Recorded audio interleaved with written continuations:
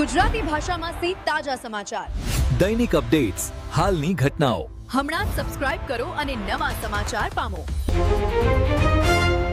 થરાદમાં એસઓજીની કાર્યવાહી ₹10.75 લાખનો વિદેશી દારૂ જપ્ત. વાવથરા જિલ્લામાં પ્રોહિબિશનના કડક અમલ હેઠળ એસઓજી વાવથરા ટીમે મડાલ ગામની સીમ વિસ્તારમાં સફળ કામગીરી હાથ ધરી હતી. જેતડા રોડ પર પેટ્રોલિંગ અને વાહન ચેકિંગ દરમિયાન પોલીસે શંકાસ્પદ ગાડી રોકી તપાસ કરતા મોટી માત્રામાં ભારતીય બનાવટનો વિદેશી દારૂ ઝડપ્યો હતો.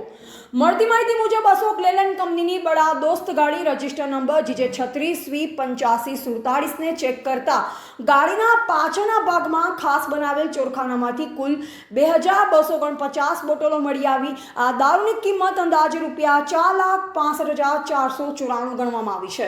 પોલીસે ગાડી સહિત કુલ ₹10,75,494નો મુદ્દામાલ કબજે કર્યો છે અને ગાડી ચાલકને ઝડપી પાડ્યો છે. ઉપરાંત દારૂનો જથ્થો ભરાવનાર અને મંગાવનાર સહિત કુલ 3 ઇસમો સામે ગુનો નોંધવામાં આવ્યો છે.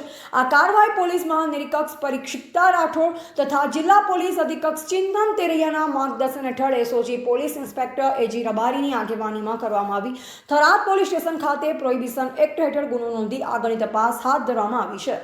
એવા રાણાભાઈ પારેગી, વાવ, થરાદ.